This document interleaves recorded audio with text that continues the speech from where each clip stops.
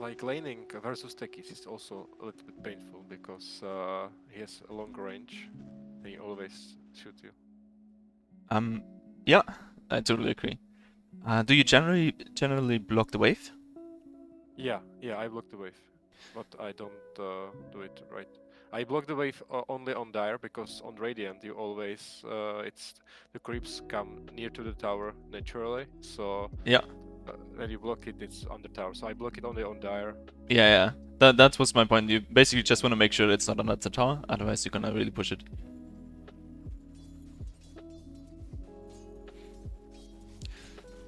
Alright, and instantly with Drow Ranger, you have to use arrows constantly. Because as soon as this guy is not half HP, he's always gonna be a kill threat. The only way to win lanes with Drow Ranger is to keep the enemy on low HP.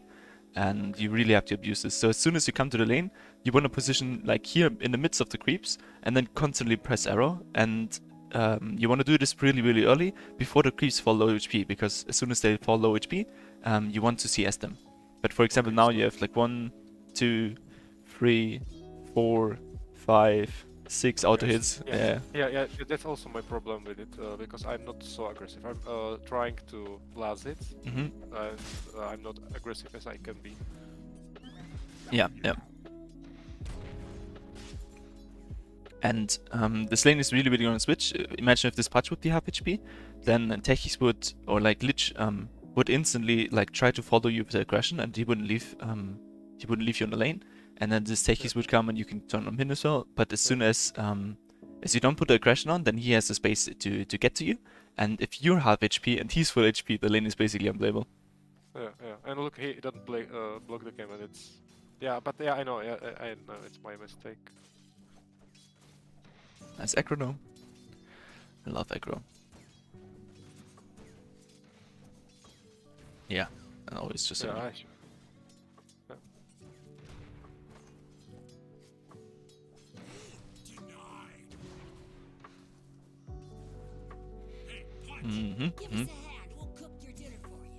Yeah, I couldn't afford to take the creep to me and try to wait for my creep to not come on the tower because they hit me and hooked me. Yeah. But this might be already it. You can close the replay here already and we'll just like, okay, you need to be super aggressive at the first wave, otherwise you're always on the back foot. And Drow Ranger naturally plays from behind as well. Yeah, we almost win the game, but it's the Drow Ranger power, which is not strong early, and like 30 minutes plus, she is very good. Not this time.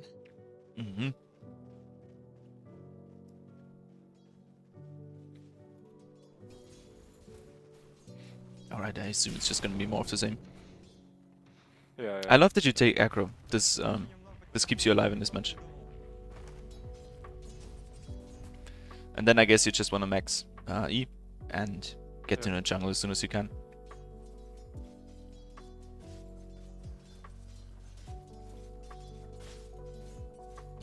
And I try to be aggressive. When I have like last game, I was versus Razor, and how can I lane versus that? Like it's the same, just aggression. He will me and. The principle is the same. Like you have two tools. The one is aggression and the other one is aggro. And if both don't work, you're kind of fucked. But usually, if you can execute one correctly, then your lane looks better. Okay. And it's just aggression. I'm not sure if you even hit this patch once. So you just wanna maybe yeah. But you just constantly wanna keep him low HP. Look, it's pretty fucked. I have 11 lives. It's minute 12, minute 4. So yeah, and they have ward there. I assume it. I buy the ward, but that was mistake. That was misclick. I buy the sentry ward, and it expires. So. Nah. And then the second thing is, if you're in this lane, you don't want to put 2 points on Frost Arrow, because the only reason for me to level Frost Arrow is to be more aggressive. And at this point, it's not a lane where you can be that aggressive anymore. So I would invest either in multi-shot to farm more, or maybe even in Gust, so you have the ability to, like, if Techi blinks to you or jumps to you, you just get rid of him. If Patch hooks you, you get rid of him. Yeah. Okay. So, but doubling down on aggression right now would be too late. I think if you keep this Patch low from the very beginning, then you can really max it. Yeah. Okay. Hopefully, we've learned from Radiant's courier how not to welcome the dark tide of evil in Radiant's bottom tower is being attacked. Radiant's bottom tower under fire. So I guess the goal now, power dress is super nice. I love it. It's just to get some early stat items and get level 6 or something, and then jungle.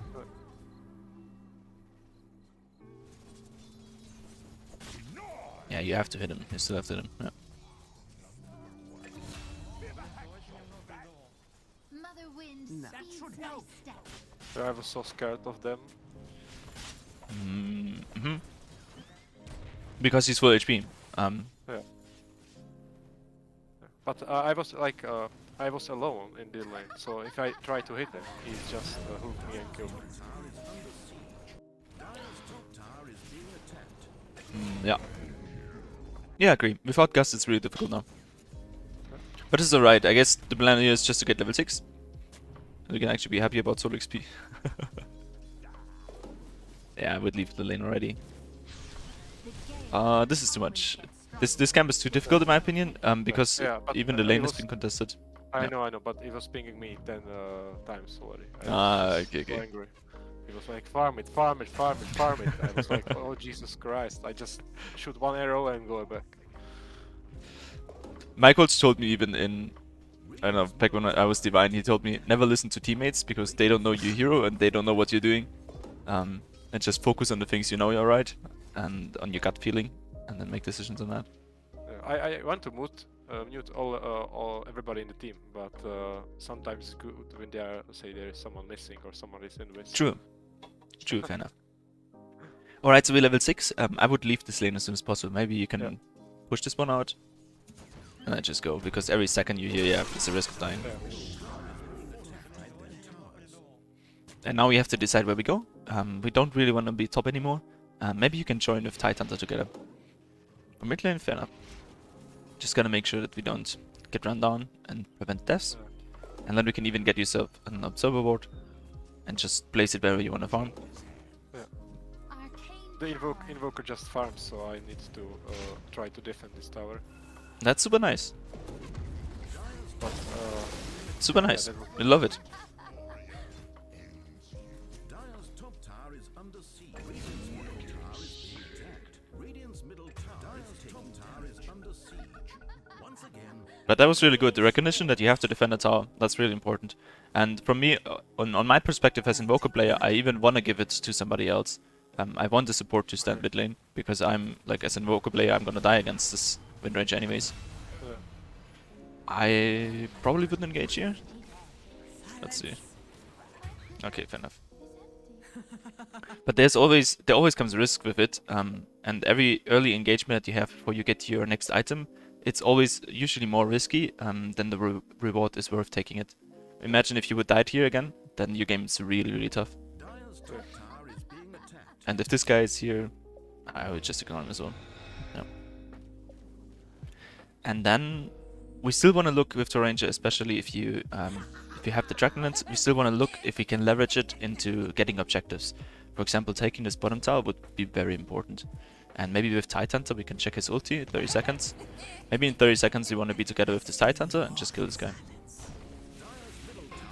And then from the execution standpoint, I would use Frost Arrows first. And then you have with multi-shot you have a further range that you can use later. So like, yeah, a couple Frost Arrows and then you can get him. Okay. That's good. Yeah, like I don't play that much, so I like the tips and tricks for the hero. I spammed it for a while. Nice. The Arcana is pretty good. Yeah. Radiant's courier has been killed. That was my most played hero before I switched to mid lane. Nice.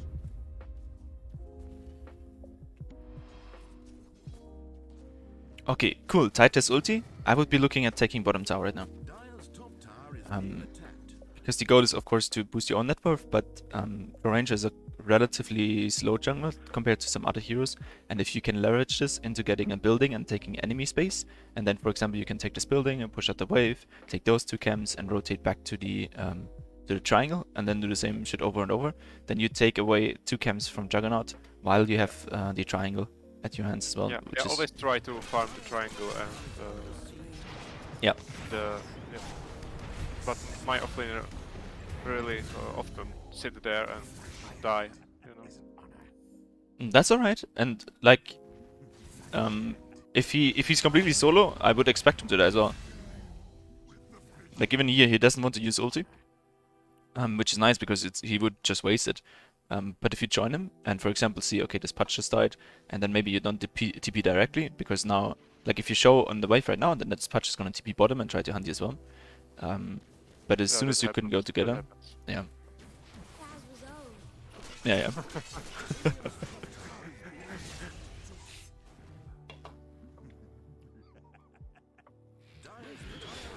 Right.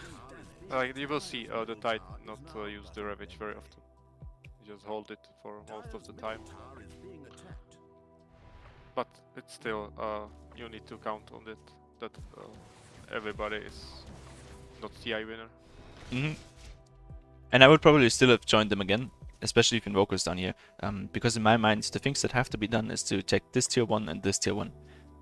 I made a video where I talk about the statistics of winning and losing games if you take or keep tier 1 towers, and it's the correlation of taking towers and winning is really, really high. So you want to put a lot of focus on that, and if your team like sets it up like this, we have Ravage, and this guy, as soon as he has mana, Invoker's down here, the whole team is down here, you want to give them the opportunity to win this fight. And especially if you join, like if they get into an engagement and you're with them, you just win, and then you take a tower.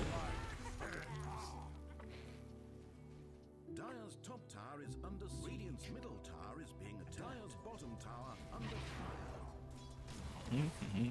Dire's bottom tower is being attacked. TPing up. I'm just in the mode fuck the team because I have 4 deaths and I cannot waste time anymore. So it was that rage mode. Yeah, but I think I would try to adjust it different. Imagine what's worth more to you, like getting, let's say, 1,000 net worth or taking this bottom tower. And I would argue taking this bottom tower is more valuable for you in the end, in the long run. And then the question is, do you need the 1,000 gold that you could farm from this, or even the 2,000 gold, to participate in taking this tower? And then I would argue you don't really, because as soon as you have abilities on your Tide, you're not the main damage output, you just have to gust somebody and set 1 E in it, and then you basically have the objective. And as soon as you have that, your net worth increases from a 1 fight, and you have the possibility of taking the most important objective right now, which is down here, and then securing this area. And if you TP top, for example, then you're hard committed to this top area, which is like the dead lane, as BSJ famously claimed it, and we don't see heroes. Like as soon as Patch disappears from the map, you basically have to run all the way back to be safe in this camp again, and your pressure that you put on the map is really, really limited. Like even if you push this wave completely in front of this tower, nobody is gonna care, and they're gonna do everything they want, and the Juggernaut is gonna free farm way faster than you are. And if he has 2,000 gold more, then the game is gonna drastically change compared if you get the gold. If this makes sense. Just because they have a lead already.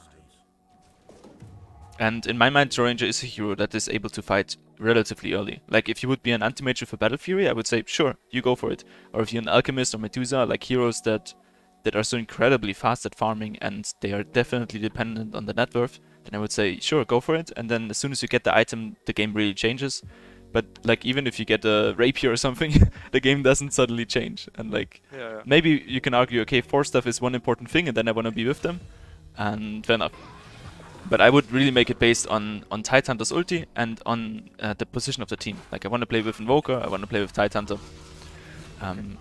And otherwise, like this whole scenario keeps repeating, where like everybody is dying and you risk dying yourself because like Wind Ranger could be missing or Patch could be missing, which spot you like from one single ward and take you out, and the game becomes more difficult. Regeneration. Radiant's middle tower is being attacked. Dire's bottom tower is being attacked. Radiant's middle tower is taking damage. Radiant's middle tower is being attacked. Let's see if this works. No. I think it doesn't. It's difficult to kill Wind Ranger.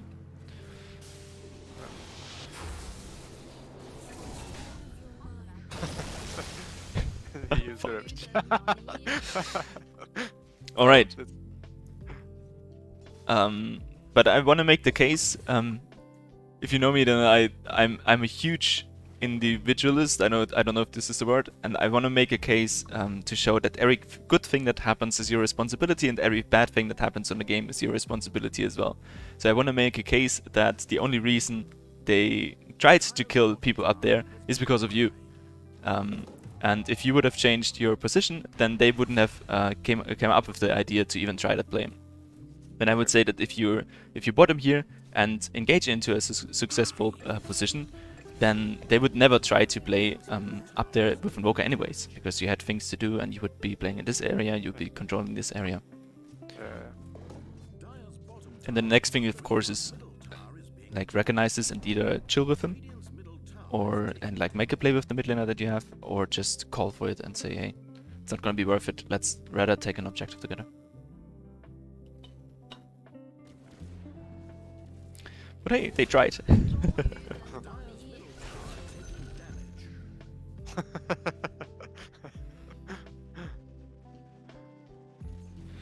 Okay. Oof. Yeah, it was nice.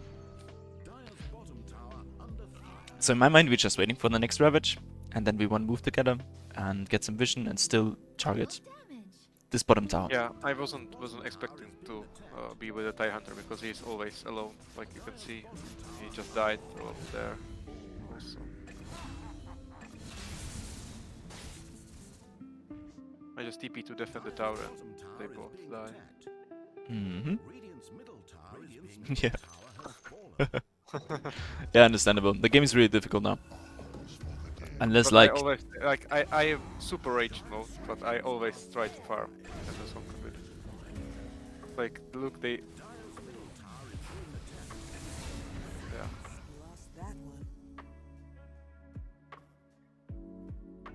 Alright, right. And the good thing about those games is even if you don't change, the enemy can still make mistakes and fuck it up. But ideally, like, you and +1 want to get a new perspective on the game and try something you didn't do before, and then you can see if this works. Do we have Ravage? We have Ravage soon, okay. But again, we want to fight bottom instead of top, because this top tower is not really a worthwhile objective. Oh, look at that! But fair enough, we took a trade. If you would have got a Ravage out without having too little mana from line... He didn't use it when we were fighting like whole game. I mean, we don't know why. He just don't buy blink and anything like that. He got mana range, so he needs to be like, he either needs blink or like a mango or something. Yeah, he buy the I don't know what it's called, the item. Yeah. Soul Ring? No. He the build he's going. It's the item. He don't buy any for it. He just buy Yep. I don't know now. I just forget the name of the item. I don't know. Radiant's bottom tower under fire. So, I think to really change this game is you have to group up, you have to be in this bottom area, you have to get a high ground board, and then you have to play from this perspective, or smoke together. Because if you guys keep running at them uncoordinated, then it's gonna be really difficult. I like that Invoker is pushing. Let's see what items we can build here. That's fine, I guess. Sweet.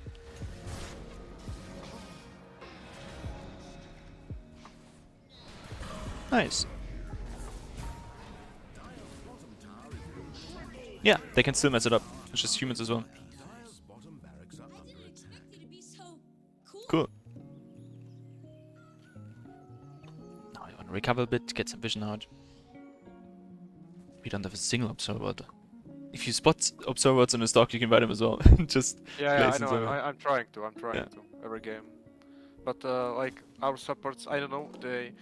Sometimes they are very good with wording, and sometimes they just word the glyph, and every time like word on the glyph is 1 minute, and it will will be destroyed. Yeah, yeah. This is usually if you get a support that really plays support, or if you get somebody like me who plays cores and just has to Yeah. get the role cues. Q. Yeah. Yes, yes.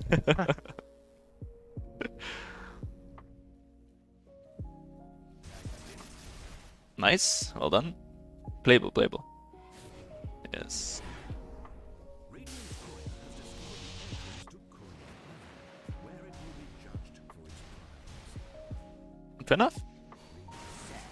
To see some rare sorcery go to waste. Cool, cool, cool. I'll probably try to reset here. Because the swing range is still missing.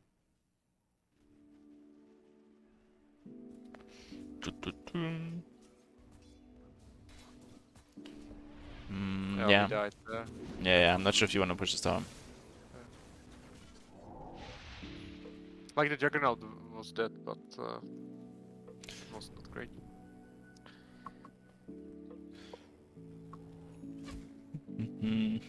I think in this case, you just use the space that you have and you rotate back to this bottom side and try to push out the wave. So their push potential on your Rex gets diminished. Like opening this tower doesn't do that much for you anymore, or at this point, because usually those tier 2 towers they enable you to get even deeper aggression into it. But it's difficult for you to play aggressive anyways, so you want to play from a secured high ground position, and an alternative would be, for example, to just chill in this area and ward it, and then sit on the high ground and wait until somebody comes in, and then you can play together. Okay. So like, when my map is close, I can smoke and try to invade enemy jungle and farm there. Like Yeah. 20 Yeah. and just try to win. Yeah, I like the attitude. Yeah, this like my mindset is maybe we can't win this game, but the enemy can still lose it. Yeah. I would always try to be in this bottom area. I would always try to keep this pushed out, I because just try to be with the team now. When we are going as 5, we can be strong, we can fight. yeah.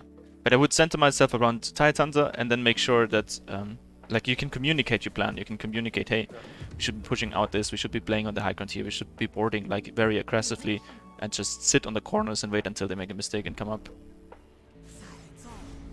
I will post them your video and say, hey, Yeah. Hey, you suck. Do this you shit. suck, just listen to me. So this position right now we don't see anybody, and I just felt a sense of panic that you walked out here first and alone. I feel like if I would do this in my game, I would just be dead. Because we don't see anybody in the map. They might be smoked, and you're like literally the first angle. Like no matter from what side you're coming at, you always the first angle, and you just instantly dead. Yeah, I have ages, so I just tried to use it, but it didn't come.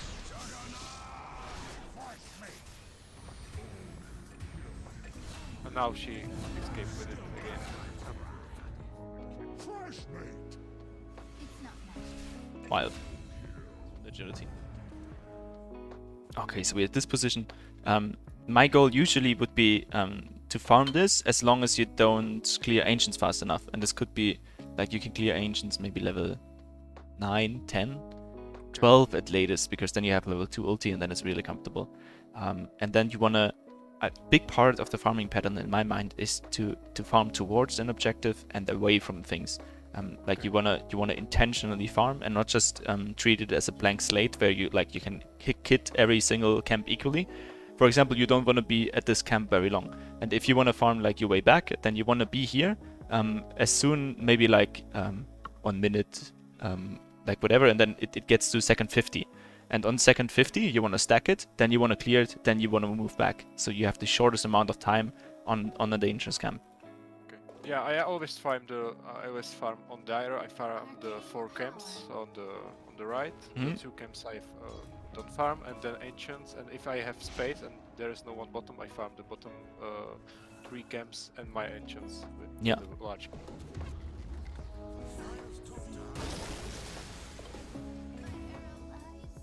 Okay, sweet.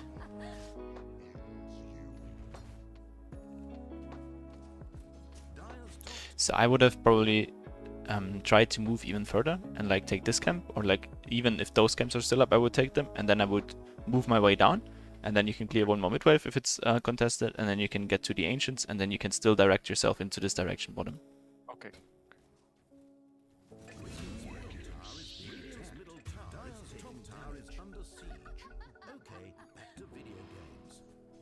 enough.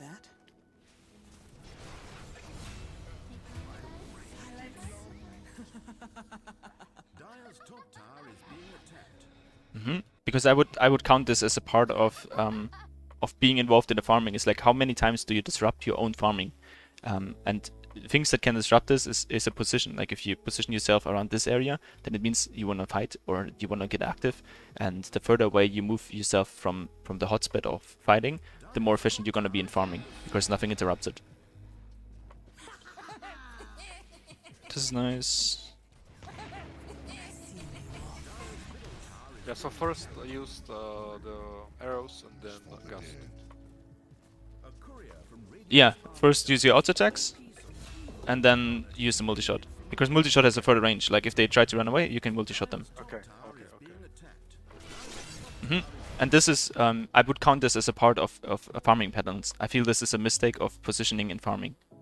I Because should be on the entrance. yeah, if you move your way down here, you just avoid all the aggression. And then Yeah. if people show up here, you're gonna see it earlier. And then, for example, imagine if you would have been down here before, then this Tide Hunter would have ravaged with you. You could ravage like 1 or 2 people, and then you can instantly play and fight and leverage it into a building that's actually important to you. I just thought that I have vision there, so I am safe there. I can farm, but he has blink and then he was smoked. Yeah. I think that was just for the laning stage. I can't find the other one, but I posted the other YouTube video and commentated like everything about the farming patterns and like showed through why I'm moving there and where I'm going. So this might be super helpful for you. Okay. And this is just for laning stage, how to use the frost arrows aggressive and how the game looks ridiculously easy. Of course, there's an MMR difference here, but how the game looks really different if you use your frost arrows straight from the beginning and try to harass as much as you can. So we get onto the lane, and I just click him. Yeah. And he moves up again, we just click him again. Every time he comes. Yeah. And then the only thing I want to get in between is to take the CS. Denied. And the ogre mage is your friend. Mm-hmm.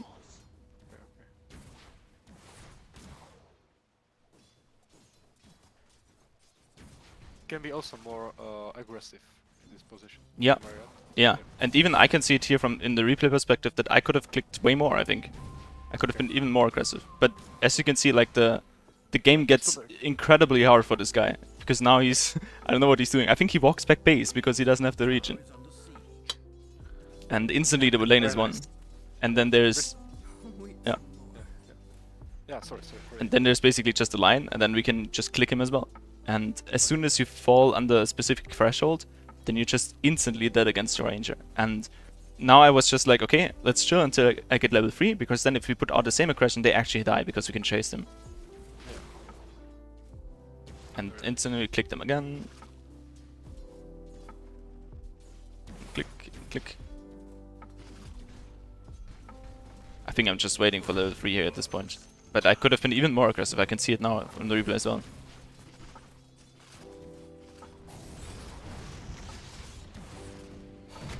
That was so wild. I don't know what's happening at this point.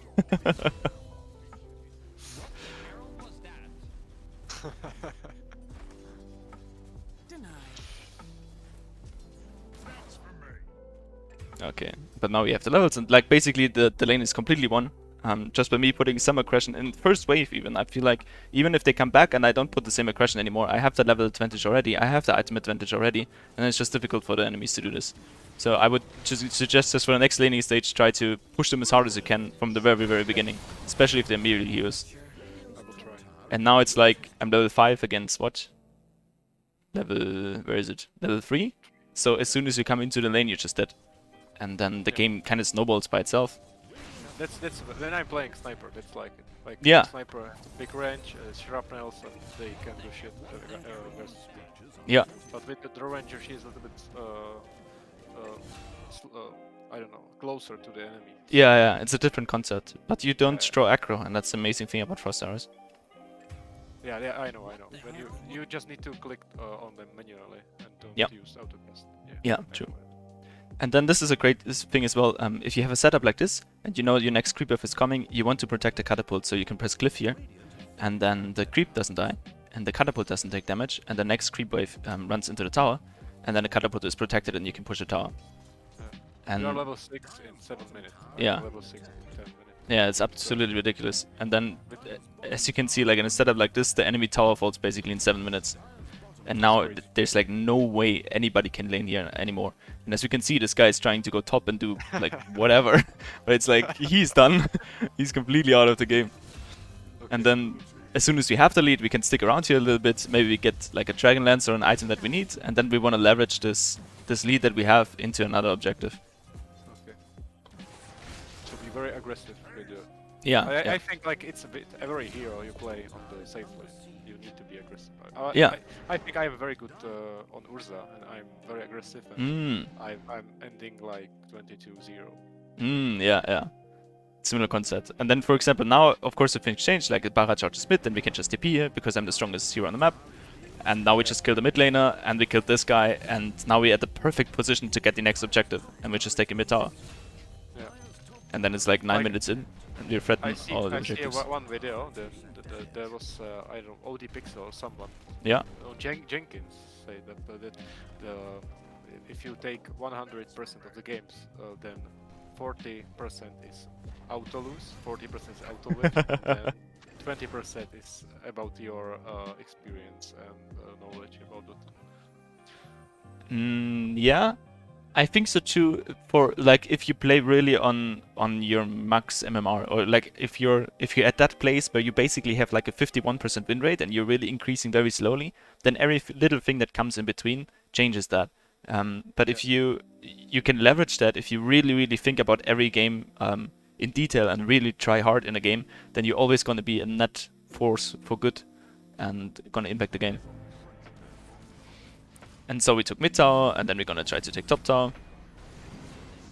And that's, I think, just the key part. You wanna leverage the lane, and then you wanna get engagements as soon as you can on relevant objectives. Yeah. And then the game is over in like 60 minutes. Nice. I think Dota is like any other sport or game. You just need to play. Like when you have 100 games on one hero, you know exactly how large it within, how to move. Yeah, just about playing. Yeah. I'm not exactly sure where my other Drow gameplay was, but I uploaded one where I have like where I narrated all the movements and especially focused on the farming patterns. Okay, I will look at it. Yeah, so this might be useful. Thank you very much, man. Sure, you're welcome. Let me know how your games go, and good luck. Yeah, thank you very much. Have a nice day, man. See you around. See you.